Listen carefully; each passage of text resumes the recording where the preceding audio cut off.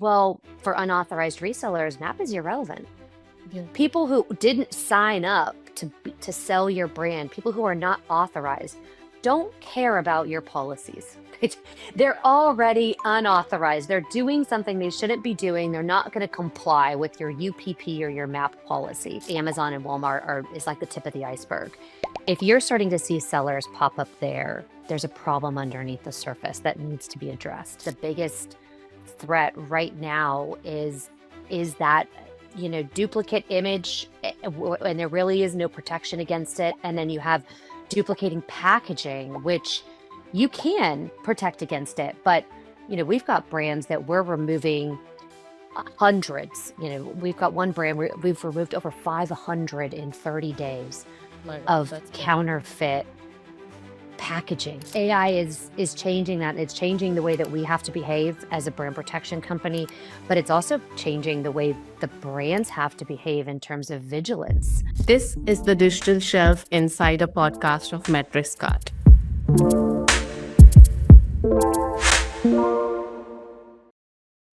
So I was looking at some numbers the other day that honestly blew my mind. We're looking at over $4 trillion being drained out of the global economy by counterfeits and pirated goods. And look, we always think of that as a luxury brand problem, like fake handbags on a street corner. But for most of us, the mid-market or legacy space, the reality is way too different. So is that death by a thousand cuts? Basically, the unauthorized sellers popping up like whack-a-mole and map violations that just tank your margins overnight. So to help us make sense of this chaos, I've got Megan from Thorncrest with me today. She spent 18 plus years on the front lines of brand protection and has basically seen every trick in the book. So let's get started. Hi, Megan. Welcome to the show. Thank you so much for taking out the time today. And I'm so thrilled to have you here. How are you doing? What's up at your end? Thank you so much, Shrestha. It's wonderful to be here. I appreciate you inviting me. Gosh, it's been busy to say the least, evolving, but Yeah. never a dull day in brand protection. So, Yes. so things are going well is kind of one of those, one of Yeah. those statements. Right. It's almost like we'll never have the same day. That's how it is. Like Ever. no day is gonna look the same. No day is going to look the same. I feel like every week is a new discovery or highlighted evolution, right? I mean, we're in the digital world now, so things are moving at the speed of light, and we're all doing what we can to keep up, right? For sure. So for the questions that I have for you today, my general approach is to go from macro to micro. We always try to Sure. dive into the generic things, the overall view of things are, and then we dive into the nitty gritty, how the challenges shape for brands and things like that. So my first question Excellent. for you is around definitely the layer of AI that's being used by counterfeiters to create hyper realistic product listings. And even there's been a high volume of fake reviews that's rolling out ever since the pandemic. So, how has it evolved over the previous years? And what are the new tells of a sophisticated bad actor that you're seeing? You know, AI has complicated a lot, and really in, I would say, image copying and duplication, especially as it relates to the fashion space. Right. I think in it certainly impacts every space, but as far as, traditional trademark and IP, we would say, trademark, copyrights, patents where applicable, you've got your sort of IP chest box, if you will, and then, you kind of go to market and you expand, and then obviously your IP expands from there. Yeah. Nowadays, when we're looking at what IP to implement for every brand or what IP should be in their tool chest for every brand, it isn't the same. There isn't the same framework that we would have gone by 6 years ago, even. Right. Um, and AI has shifted that a lot, and really a lot of that is the pace at which new images can be created. Yeah. When you're looking at copyrights, it is, before it would take significant amount of time and resources to duplicate an image, or to make a replica of a product image. What we're seeing today, I mean, it could be done in seconds, right? So Yes. the only difference is that you need to shift or tweak one or two elements of the image, change the nail color that is in the woman's, that the woman has, change her hair color, and it's no longer a copyrighted image. You have likeness, but that's all that they need to change for it to be an okay image. Now, and so for brands, you've got these static copyrighted images, but they're I don't want to say they're useless. They're not useless. They are important, but as it comes to e-commerce business and protecting your brand from being copied, Yeah. it isn't as critical anymore. What's more critical is making sure that whoever is copying your product Yeah. is it legit on the other side of that, right? Because all they did was take your image, they put a different hair color, a different nail color, or they added a different color of the product. And is it really your product? I mean, is it the same? Because most often when you get those in the mail, even as a consumer, like Yeah. this isn't the same product, right? Yeah. This isn't the same quality of product. And I think that's what we're seeing is, frankly, a lot of consumers don't, because it's so similar, they don't know that it isn't the brand Yeah. selling it, right? It's so difficult to see that on Amazon. I mean, you can have halos and brands do whatever they can with header cards, et cetera, but the reality is consumers are consuming Yeah. Yeah. fast, Yes. right? I think the biggest issue that we're seeing is trade dress is is a massive problem. Trade dress infringement on social site selling. So TikTok, for example, you've got people that are buying under 30 seconds, right? They're looking at it and they're like, yes, go rapid fire purchase, right? Influencer. That's what I saw my friend got. I'm pretty sure what that, it isn't. It is the same look and feel of the packaging, but Yeah. they changed one letter on the box, or the gradient is a slightly different color. We're seeing this in beauty, we're seeing this in skincare, um, happen really fast, and that is even in handbags, right? I mean, there was the viral case of handbag where they looked identical when you've only got 10 seconds, then you're sitting there to purchase it, and you're kinda doom scrolling and shopping quickly, Yeah. and that's probably, I would say that is the biggest threat right now is that, duplicate image, and there really is no protection against it, and then you have duplicating packaging, which you can protect against it, but, we've got brands that we're removing hundreds. We've got one brand where we've removed over 500 in 30 days My God, of that's big. counterfeit packaging, just duplicate Yeah. likeness, Yeah. right? And it was just so similar. So AI is changing that. It's changing the way that we have to behave as a brand protection company, but it's also changing the way the brands have to behave in terms of vigilance, and their diligence in keeping up. It's not a set it and forget it program anymore. I mean, we have to continue to adapt with the changes that are happening. Yeah. I like the term that you used about duplicate likeness. That's exactly what's happening. And I also like the fact that you pointed that the consumer's time in decision making, like to make a purchase, is so short with social commerce. So short. It is, and, it's even in retail commerce, right? They say Yeah. now you've got such a shortened attention span. You've got to put everything on the front of that packaging that matters, because people are gonna buy it, and they're gonna buy it within 3 to Yeah. 5 seconds. Yeah. Yeah. So if that's what we're seeing in a retail platform, I mean, e-commerce is, we're buying rapidly, right? Oh, she bought it. Oh, then I'm going to buy it too. That looks just like what my friend did. So, Yeah. it's just shifting the way that we have to be prepared and reactive and frankly proactive more than before. Right. And if we take sort of the percentage of consumers who would sit and look through a PDP end to end, it's got to be very less. They're not going to care about who's the seller. It's probably just the price comparison that happens to the most. It is. Or even, I was talking with someone who is a relative of mine, and so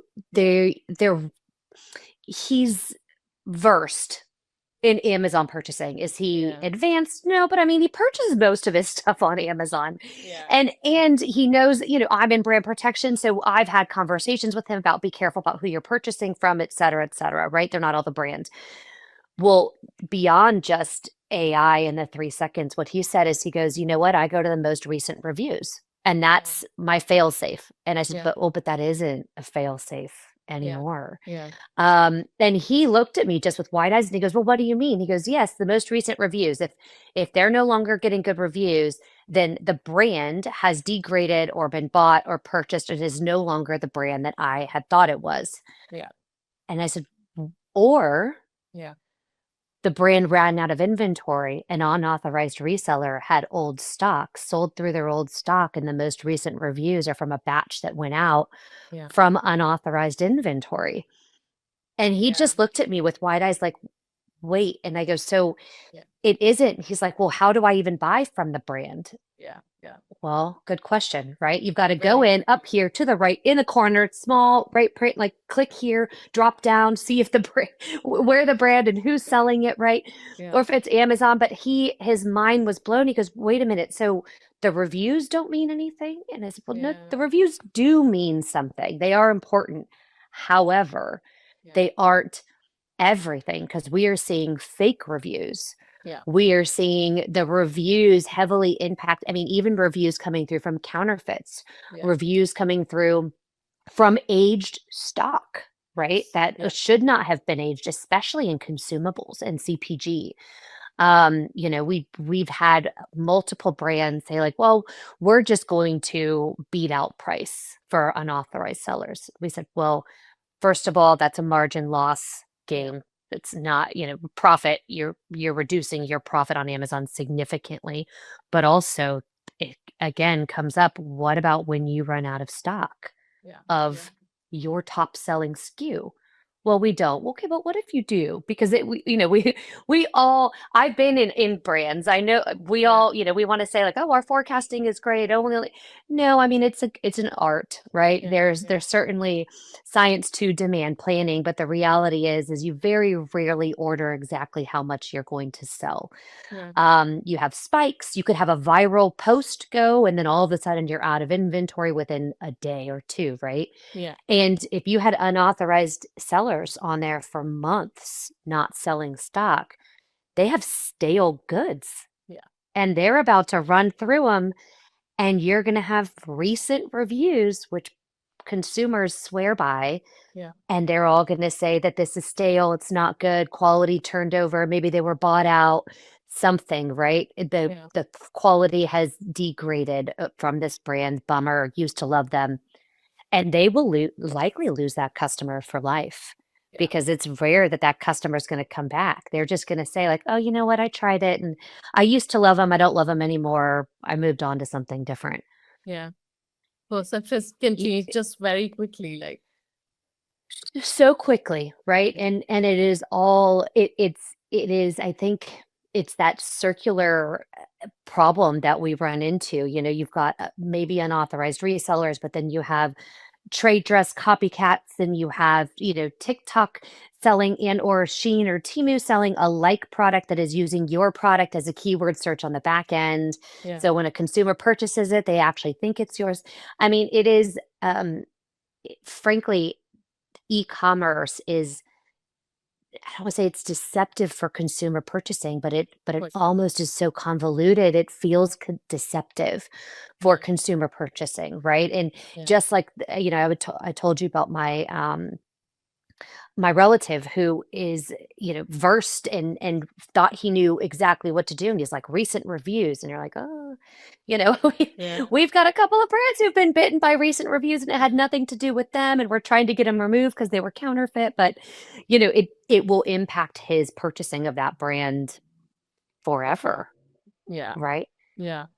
So much to look into. I think because we work in this side of things, we see through all the nitty-gritties, which I don't think consumers can comprehend after a point. It's just like, just make a purchase, leave the place, that's it.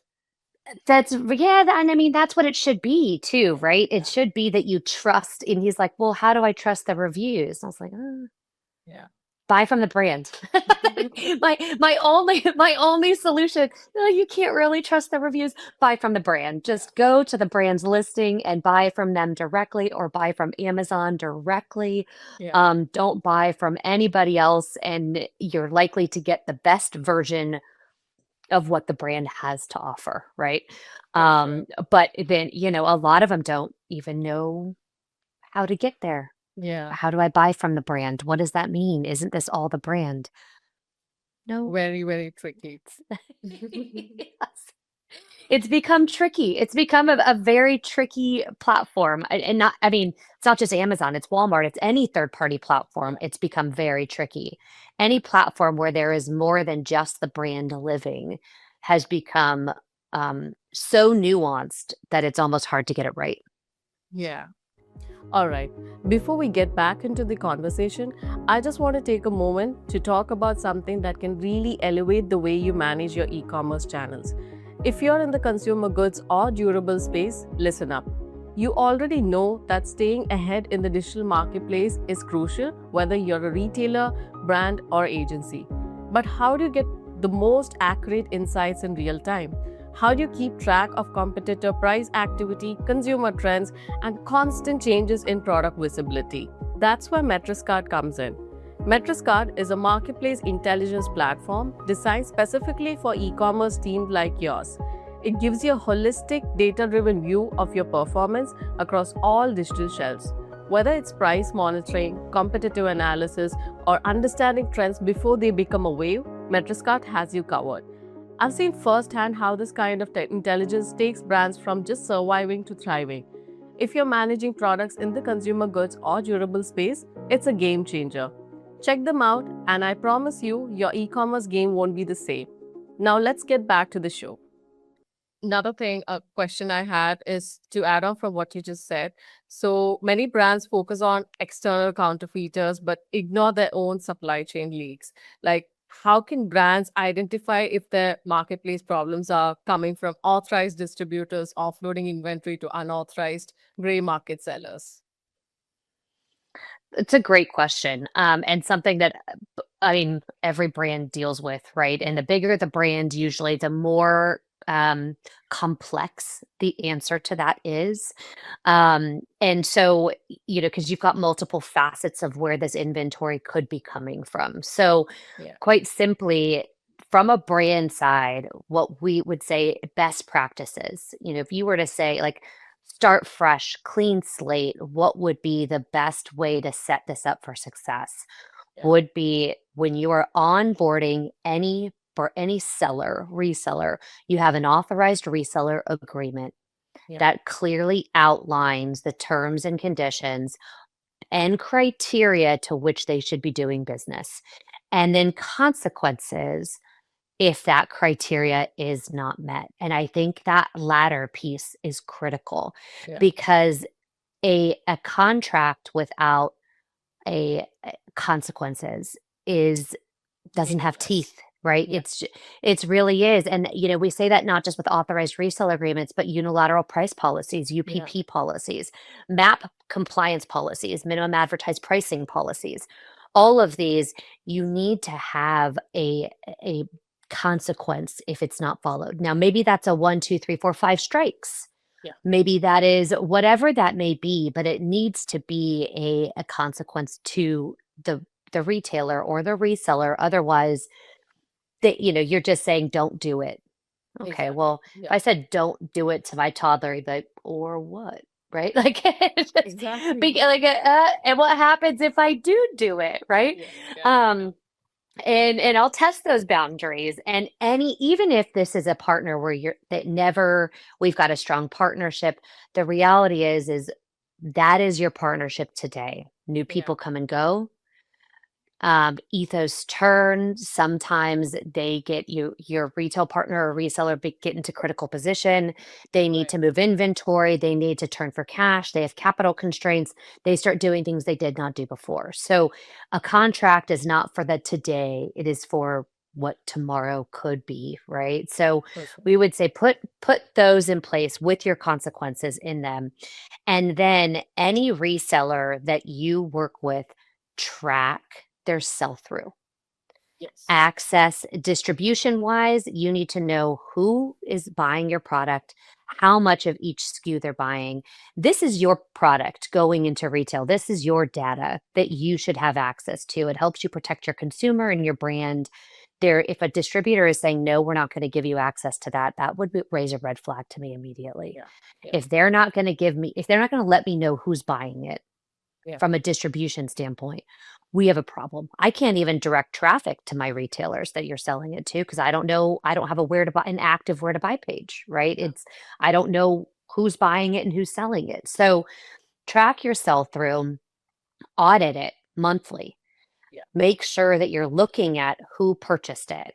And then frankly, check them against your authorized resellers. Have they all signed a UPP's policy? Have they all signed your authorized reseller agreement?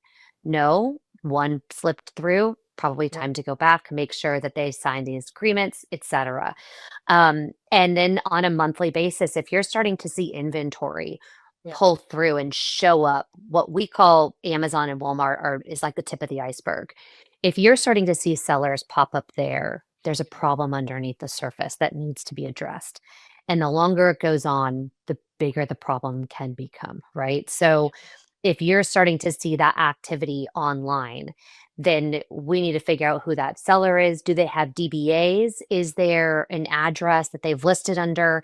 And sometimes, we do see this behavior, and it's the behavior is evolving. Yeah. The activity is getting more um, clever Yes. in its execution. For And sure. so we're seeing like cousins and nieces and nephews open up businesses with different DBAs, Yeah. and then they're operating it, and they're taking backdoor stock from a retailer that has two doors, and that retailer that has two doors in the middle of nowhere is doing three times as much volume sales as your normal retailer in a suburban area.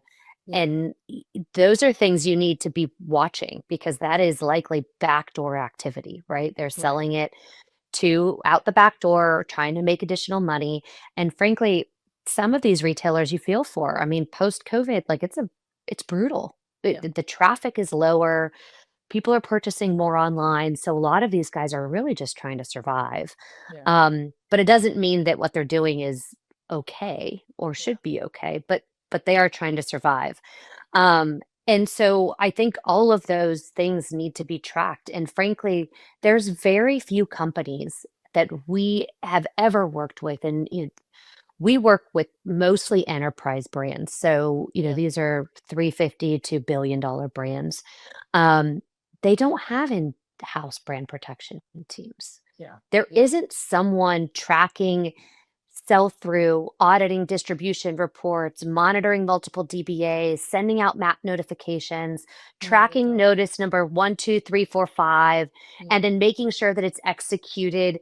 It lives in all of these different areas. And so I think that's why it has become so critical. And I think just frankly more complex is because it's not just one piece anymore. It's not Yeah. just prevent counterfeits, Yeah. prevent unauthorized resellers. Sure, both of those are also true, but they're coming from so many different areas, like Yes. retail arbitrage, right? We have people that are buying up inventory from retail at discounts because they're members and reselling them online. Yeah. Well, it's legitimate inventory, but it may not have a warranty or it may not have something with it, right? And that goes into a whole nother facet, which is takedowns of these sellers. But I think the point is you asked how do they track this? Yeah. The brand has to track it all the way through Yeah. and not stop tracking it. If they've got serialization, which they should, When it comes into their door and goes out, it should be tracked. When it hits distribution, it should be tracked. When distribution sells it out, they need to know where that inventory, where that serial number Yeah. went. Yes. And I think that is a layer that is challenging because the amount of information that is alone Yeah. is a lot of data. Yeah. Yeah. I mean, the tracking has to happen in so many different stages, and there should be a clear path to things. We had a lawyer from KNLL Gates join in as a guest, Michael Murphy. Mhm. He mentioned the same thing, Oh, yes. this is Mm. very, very vague. This whole space, like even like you mentioned about enterprise brands as well, like they have different departments. They're confused about the laws. There's so much of vagueness. And I would like to add one more piece of thought to this. That is the vendor side. So we are also into back monitoring and enforcement as part of MetricsCart. Yeah. And we also see the same scenario that the lot of information that's there online about map monitoring, the policy, compliance is bits and pieces. It's synthesized content. So everybody's Absolutely. confused, to be honest. In this That's right. case. Yeah, and I couldn't agree more. It's bits and pieces, and frankly, the execution and implementation is also bits and pieces, Yes. right? They're like, "Oh, well, we have someone that monitors map in-house." Yeah. Okay, what do they do with that information? Yeah. Yeah. When, "Oh, well, they send notices." What about notice What number next? 2? Yeah. What about notice number 3? Yeah. When does this start being meaningful? Well, we can't track all of them. Yeah. So it's just a notice, right? And then map policy, well, for unauthorized resellers, map is irrelevant. Yeah. People who didn't sign up to sell your brand, people who are not authorized, don't care about your policies.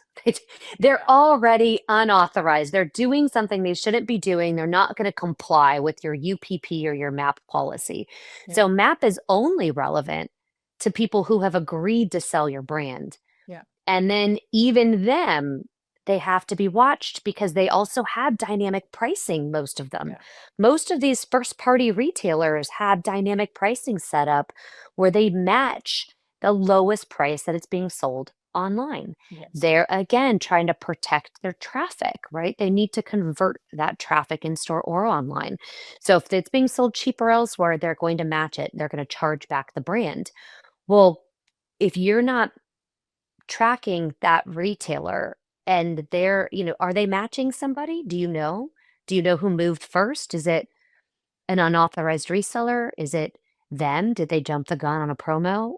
And then all of a sudden you have this domino effect of map pricing where everybody dropped it within Yeah. 24 hours. And then you're trying to raise it and it takes you 72 hours because everyone's raising it at different times Yeah. and at different phases, right? I mean, MAP is and unilateral pricing are impactful. However, if they're not tracked all the way through and every different e-commerce marketplace, For sure. you only have, like you said, you only have a piece of the puzzle.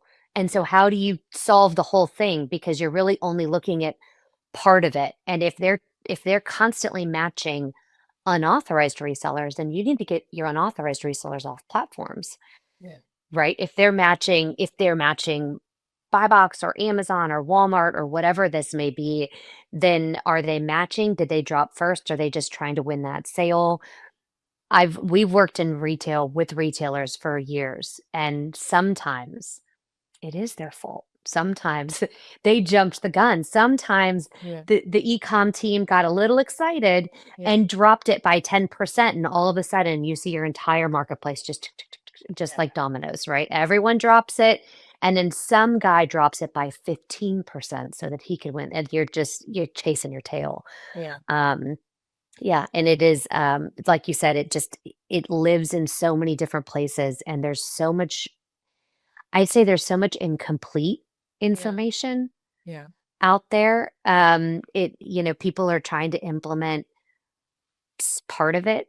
Yeah. I spoke with the brand and they were like, "Oh, well, we just started implementing MAP, but the sales team is doing it." And I said, "So your sales team is asking for new POs and is responsible for increasing revenue every month, but you're also going to have them call their retailers Yeah. and fight with them every time they match map, right? How are they going to be the good guy and the bad guy? That's Yeah. immediately, I mean, eventually the salesperson will have to call the buyer and say, "Hey, we have a problem, yada yada." But every time that they break map, that becomes, I mean, it becomes a really challenging conversation for the salesperson to have. I mean, they're the one responsible for building rapport and generating revenue, and you're also asking them to have consistent challenging conversations. It needs to live elsewhere. It needs to live with a compliance team or with, or with the brand protection team or whatever, but Yeah. outside of sales. Yeah. Because also, I will tell you as a salesperson, if I'm responsible for generating revenue and you're telling me I have to call one of my largest retailers and tell them, and I know that they don't like this conversation, that Yeah. they need to increase their pricing, that is going to drop to very low on Oh, my yes. list. Yes. Yes. Like That's a it's, lot of friction. I mean, yeah, yes, exactly. It's, A lot I of mean, friction. I'm responsible for asking for bigger POs, and Yeah. you're saying call it, and I don't want to, but piss off your buyer, and you're like, well, I'd rather not do that. That's on page number 2 of my to-dos today. Like that's No way. just, you know, it's just, so I think it's a fragmented system. It Yeah. frankly is just so fragmented across multiple departments. Who deals with it? Who doesn't deal with it? What part lives where, and I think that's also a big problem is it's so fragmented, right? There isn't anyone doing all All of of it. it. Yeah. Yeah. For sure. And so you're dealing with just blocks Yes. and you're building this tower at different paces, and it becomes very convoluted. Thank you, Megan. Thank you for bringing out the real points because I'm sure this is very valuable to the listeners. There's a lot of confusion, there's a lot of fragmentation, like you mentioned, and the experts need to figure it out. And, the brands don't need to work in isolation in this case at all. Another question I had in Absolutely. line of this is when a seller violates MAP policy or the minimum advertised price policy, it often triggers the repricing war that you just spoke about across the entire marketplace. And Mhm. at what point does a pricing violation become a legal brand protection issue rather than just a sales problem? I mean, they should have the That's warnings in place, I guess, right? that's right. I think you that's a really good question because if you don't have a UPP policy in place or a MAP policy in place that has been signed off Yeah. by the seller, there really is no ramification that you can do. I mean, you could kick them off, you can stop selling to them, you can do all sorts of things internally, but at the end of the day, you didn't put a foundation in place that gave you the out that Yeah. you needed in order to take that action, right? Yeah. And so, you never want to get to legal action, I would say. And we have lawyers on our team with, and they will agree with me. Litigation pulls time and money from any brand. Yeah. And we've done it on numerous occasions, and we always say, don't. Yeah. If you don't have to do it, don't do it because it's going to drain your energy, it's going to drain your money, and frankly, most of the time it's not worth it. You're just not going to get a lot from it. You're going to Yeah. be in court for years. You're going to be figuring out, what this looks like. I mean, we've had, you know, if you go in and let's say you are looking to litigate against a seller, pricing isn't really something that you're going to often litigate against. It's got to be a material difference, right? Yeah. A warranty claim, a counterfeit, something wrong with the product, lack of guarantee, right? For CPG, you can't guarantee the freshness or that it hasn't, or the ingredients haven't changed because of the heat or because of warehousing conditions or whatever. Um, but I think if you don't have a policy in place and you don't have sign off, Yeah. you end up with a whack-a-mole game, a game where you're constantly playing whack-a-mole, right? Yeah. And it's a fear, and there is no end to it. Yeah. because there's no consequences. There's nothing that has been put in place. If you have consequences, have you done your warning? What's your number two? What's your number three? And then when do you cut them off? Right. Right. And I think that cutoff point is up to the brand's discretion, right? Are they prepared? How much money did this seller bring in Yeah. beyond them just trying to beat you at buy box on Amazon, right? Beyond the pricing game, are they benefiting your brand at Yeah. all? Yeah. Right? Are they promoting you? Are they pushing you from a marketing standpoint? Are they supporting your brand? Or are they just selling it and degrading profits? For sure. Because at some point, they sink all ships, Yeah. right? Your retailers come back and say, I want price protection. And we all know retail has the highest margin for entry. Yeah. So you're all getting gouged again from the retailer. And that happens all from Johnny's shop, Yeah. right? Yeah. And so at what point do you say Johnny's shop is just not benefiting me? They're hurting the brand. And when you do implement those MAP and those UPP policies and pricing goes up, you become a much more valuable partner for your retailers Right. because they're having this conversation with not just you, they're having it with many, many of their brands. And if you can be the brand that's like, hey, we have this under control, we have a policy in place, we strictly enforce it and implement it, that's a box in the yes column. That's it. Like, okay, they're not going to be a thorn in my side. If Yeah. you're like, oh, we're constantly dealing with this, but whatever, there's nothing we can do to they have to continuously fight internally because they have KPIs they're driven to as well Yes. from a margin standpoint, and if their pricing consistently drops, their profit margin internally is also dropping on you as a brand. So when you go in there and ask for another 3 pegs or 2 pegs, they're not gonna be as, compliant, I guess, as the next brand who comes in is like, "Hey, I have a brand protection program in place. You're not gonna have to fight with anybody. We're gonna convert your traffic. Every person that comes in the door that wants us will buy us from you. They won't be fighting online."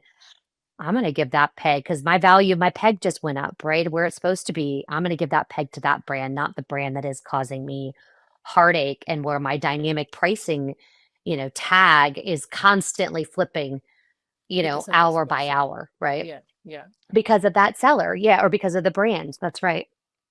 Yeah, that makes so much of sense. It reminds me of a particular case we dealt with in the past. There was a client. This is a authorized distributor of a mid-market consumer electronics brand, and the brand had given warnings to this authorized seller that if one more violation happens, you're completely wiped out. And we had Yeah, to make sure that we're monitoring MAP for them. We're ensuring that they are yeah, compliant to the brand, because yeah, it's really really important that the sellers follow what the brand has laid out in the policy. yeah, absolutely. And and again, tracking those notices too, right? They're on Yeah. notice number 2, 3. And then having that hard conversation internally, Yeah. are they benefiting you? Really, right? Is it because this is how much money they potentially have cost you in price protection claims and other things as well, right? And that's a difficult conversation to have. And, Yeah. that as a reseller, it's also a difficult place to be in because you do have to be dynamic with your pricing because you don't want to be losing. But also if you're if you're constantly dropping your price, you're gonna be the ones on the chopping block too, right? Yeah. Um, I have an add-on to a point that you said that, you have lawyers on your team. So is it enough that a brand works with a map monitoring and enforcement software alone, or do they do a combination of having lawyers and a software? When does a brand need to get like really serious? Yeah. That's a good question. And so I mean, from a takedown standpoint, Our s we look at C&Ds on Amazon, Walmart, Best Buy, all these other platforms, and then we also send, compliant complaints depending on the type of product and what might happen. Yeah. Frankly, that's where our lawyers are really impactful is when they're drafting these compliant complaints, product compliant complaints. And they make a very big impact because to be perfectly honest with you, something coming on a legal letterhead tends to have a bigger a For sure. bigger impact than something not going on a legal letterhead, right? But does a brand need to have a legal team in place in order for a MAP policy to be implemented and executed? No, not necessarily. I would say you want a lawyer who is versed in brand protection to have looked at that MAP policy Yeah. and that UPP policy and to have helped. And frankly, the salesperson should have been in the same room because they want to be putting the strikes in there Yeah. that are benefiting sales, right? This is not just a legal exercise. This is absolutely a sales exercise too. You're talking about channel control Yeah. at this point. And so I think it is beneficial to have legal expertise, guidance, consulting as it relates to that. But as it relates to implementation and execution, I'd say it shouldn't live with sales. So Yeah. where does it live beyond that? I don't know. It usually falls on sales because sales is impacted the most and they Most. Yeah. squeak about it, right? They're the canary in the coal mine, right? Just like, Yeah. hey, we have a problem. We need to Yes. fix it. And so I don't think that an implementation execution is required by an attorney. Now, will you maybe have hiccups with Yeah. it during the execution phase of it? Possibly, and depending on what you get back, you might wanna have or consult with an attorney. You also have depending on what type of brand you are and where you're based out of, MAP is not legal in certain countries. Yeah. So, you shouldn't be having those conversations in certain countries, and you need to be having very different conversations. You can still protect yourself, but you need to do it differently. And so I think it's good to have the consulting piece there for an attorney. But one, frankly, who is familiar with brand protection because, my partner and lead counsel will say when she came from general counsel within a brand, Yeah. and then when we started Thorncrest over 10 years ago, she said, I had to completely change the way I thought about the law. The way that I practiced was not the same way I litigated in New York, was not the same way I practiced when I was general counsel inside a brand. It was very different because you're really practicing like legal as an IP as a sales enablement tool. It's, Right. Yeah. it right? It isn't as a hammer approach. It's really more like policing the streets so the economy can continue moving forward, right? Like it's Right. you're Right. and Yeah. so you have to the approach in which you take is very different. Yeah. Um, and so I think, going to just any attorney would be a miss because you would get a very different um, background and thought process on it. And not to say that they would be wrong, but it Yeah. it may not benefit you as much as having someone who's versed. And whether they're an attorney or just have that background Yeah. is an important factor. I think just from the guidance that you could get. Yeah. That's interesting. I've never thought that way that, how you practice as a general counsel outside, and when you come to a brand space, it gets really different. It's very different. Yeah, and you're not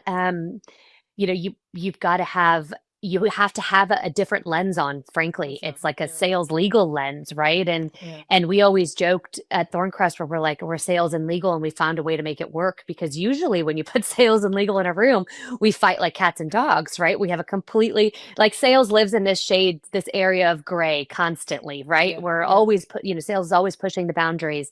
And legal is typically, this is what you can do, this is what you cannot do. Cannot do. Yeah. But in this space, it's like, well, but we can't just not Yeah. do that. Like I need a Yeah. way to do it, but also enforce and enable me to continue moving forward. And Yeah. so Exactly. it's like bringing the lawyers into like more of the dark gray, and Yes. light gray. Like, they might live in the not the same shade area as sales does, but you're definitely having to pull them in a little bit. Like, well, the answer isn't no. We need Yeah.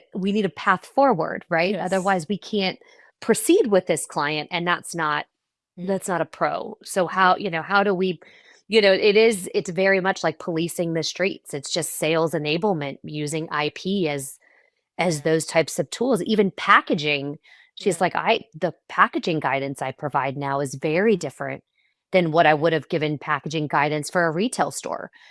Your Right. Yeah. packaging needs to be different and it needs to be different enough that in the 3 seconds someone is going to buy it, they know that is not you or that is you. For And sure. the Yeah. white, crisp, clean packaging that works maybe in retail Yeah.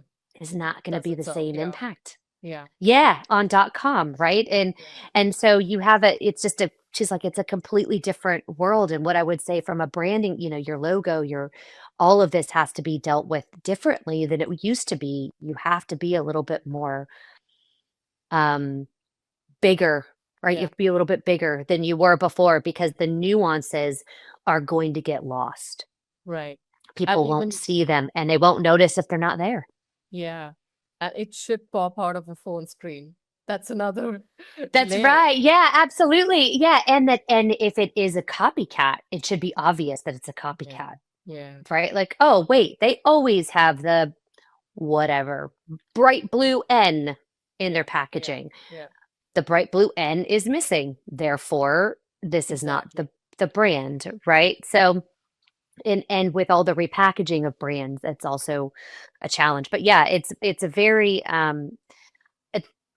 I think the evolution of digital commerce has been, we said never a dull day when we first started talking, but Yeah. I think it keeps us on our toes, right? I mean, I've had multiple brands this week have products stolen off the back of trucks.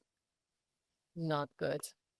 Not good at Nope. all. And they've already changed multiple hands. They're already making their way into e-com. And and that's the new. Yeah. It's not as counterfeits anymore. Now people are just taking pallets and reselling them off backs of trucks, and you're having, now we're starting to get, police involved, and you've got police reports and all sorts of. I can only imagine what that looks like, Yeah. policing standpoint, No. right? Like it just Yeah. it's just constantly evolving, and I think the next hot criminal activity is what we're always just trying to stay ahead of and to make sure that we're tackling. Right. Uh, I'm going with the kind of continuing with the line that you said that it's always evolving. So, last 2, 3 episodes for me was all about personalization, how AI is playing into that game, and the search bars are going to go missing soon. So, we're going to be searching or prompting or on AI platforms, or probably there's agentic Absolutely. commerce taking out. How do you think this affects brand protection? Um, I I mean, I think at the end of the day, what we're just talking about is faster access Yeah. with less filter. Yeah, yeah, So I think it impacts brand protection in a way where you're gonna have, your prompts are gonna give you probably a smaller subset of options, yeah, I would yeah, assume. Um, are you as a brand making sure that you're visual, like you're visible on LLMs, like yeah, large language model? Like, are you building for that? Because you've been building for SEO for years, but yes, SEO, is evolving, right? yeah, So I think from a brand protection standpoint, it's critical that you have your IP, right? yeah, Are you trademarked? Are you word marked? Do you have your packaging dialed in? All of that is certainly important from a tool standpoint, yeah, but also you should also be checking yeah, not just social sites, but LLMs. How are you being positioned, yeah, right? What does that and what's being said on Reddit?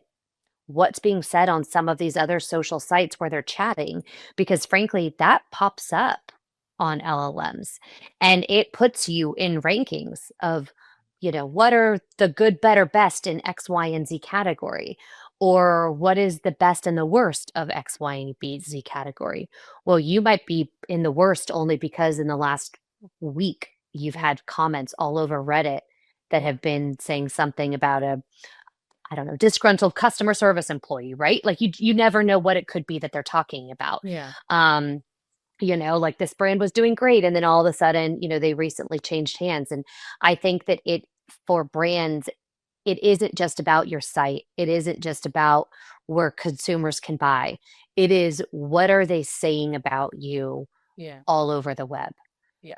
Yeah. right? And I think that's where, that's critical. Are your Instagram ads locked down? Do you have any, rogue websites? We get a lot of those during Christmas season. Yeah. Websites that pop up and pop down and just take credit cards and nothing ships, right? And Yes. it's not the brand. So I think it is beyond just the e-commerce piece. It is also, what are people saying? So are you, do you have those cues, Yeah. right? Those conversation cues, are they alerting you? Are you tracking Instagram, Facebook, all the other social sites to make sure you don't have ads or websites popping up that aren't yours? Yeah. And then where your product does exist, do Yeah. you have unauthorized resellers removed? Do you have MAP policies in place? Do you, right? I think it is, you've got to look at the whole piece of it. And as we have, um, like you said, we've got more sort of agentic selling, if you will. It they're scraping everything. Yeah. So if you're not scraping everything, you might be missing part of that conversation, and it could be a part of conversation that is critical to your business, or hurting or helping, frankly. You never know. There could be pieces of that where you need to take that and insert that into your bullet points or into your website, or because that's what people actually care about, not all the fluff that you thought they cared about, right? Yeah. Yeah. That there's a lot of vigilance that needs to be done, I guess, moving forward. A lot. So, Yep. Well, uh, keep us busy. yes. We've almost come to the end of the episode, and I have a couple of wrapping up questions for you. So, what does Sure. brand protection look like for an enterprise brand versus for a mid-market brand? I think for a mid-market brand, brand protection should be more proactive. And so you should be, hopefully you're not in a position where you've got major problems all over the marketplace. So, by mid-market, I would say, do you have your policies in place, compliance? Get into a get it to be systemic, right? Yeah. It needs to be functioning and fundamental to everyone you hire, to your entire team, to the way it's executed and implemented. Make sure that when your sales guys come on board, that they know that vetting the retailer is critical. We're not just talking numbers, we're talking longevity. Yeah. It really needs to be ingrained in the ethos Yeah. for the brand if they're looking at longevity, Yeah. right? Now, if they're just trying to sell as many as they possibly can and be a volume player, then that's a different conversation, right? But Yeah. but for mid-market that's looking to last 10 or more years, I'd say you build the fundamentals into your business. Get a brand protection program now. Yeah. Don't wait. Just stop it before it starts. Yeah. And, make sure that you have that guidance about what's happening and what's not happening in the marketplace, right? I think for an enterprise brand, the same thing goes. If you have the chance to be proactive, if you've kept your channel super tight, and we know brands that have, we work with some that have really, really tight channel control. The reason that we work with them now is because they're about to open up. And they're like, we've been through this. Frankly, lots of them are from salespeople and VPs that have been burned in the past. And they're like, we know Oh, how this works. We're not going through this again, right? Not with this new brand. I'm going to do it different. I learned my lesson. yeah. Um, but I think, for a big brand, you need to have one source of truth, Right. one team, one that manages this and every facet. They manage the conversations, they highlight them if things are happening on social sites, if there's conversations happening on social sites, they highlight them to the right teams, customer service or whoever, but there needs to be a quarterback Right. of your for brand protection for your company, right? So whether that's an external team like yours, mine, whoever, but it needs to be someone who's like, hey, this is being said, this is what's going on here. We think we need to do a counterfeit test buy. Let's do a trap buy. One source, because the reality is they're all linked. Yeah. And if you have one source managing it, then you can catch issues proactively. Yeah. Hey, we found a counterfeit Oh my gosh, I just checked Alley Group, and we have 9 listings that are selling 5 to 1,000 units under. Remove those. This is part of a phishing exercise, likely. Who have they been sold to? Where did this come from? Is there multi batches? Can I get in touch with my vendor manager at Amazon? Let them know that we've got, a counterfeit batch coming in that we need to put, like those conversations. If you're only doing trap buys and you're like, got a counterfeit, Yeah. oops, take that down. You're not having the rest of them. You're not looking to see if there's an Alley Group listing, if there's been multiple sold, if you're not looking to see if, wait, does that match up with the DBAs on Yeah. Amazon for the unauthorized sellers that we have? Or what about Walmart or TikTok Shop or whoever? Like I think that having that one hub, that one source allows you the insight to be proactive. Right. Otherwise, you end up with fragmentation across your company and you end up with a half done Yeah. program. Yeah. We pull back to where we started. It's the I fragmentation know, of that. exactly. That's the fragmentation. And so the advice is, one source of truth for both mid-market and enterprise brands is just have one place where all of this lives so that that place can manage all facets of it and knows how each element impacts the next, right? So whether it's Definitely. a lost shipment into retail and retail into third party marketplace and third party, like they kind of know that trickle down effect and they can check every single source and make sure they're working with the right divisions within your company to solve those problems, but at least you have one person that is being the quarterback Yeah. of that and managing it, or one team being the quarterback to manage it. Definitely. Oh So my gosh, Meg, it was amazing having you on the show. I mean, this was great, very insightful and deep. And I think we've cracked through many of the challenges that brands face days today with brand protection. Thank you so much for joining in. thank you so much for having me. This was an absolute pleasure. I appreciate the time and we will definitely see you around. Yes. Thank you. Bye, Jester.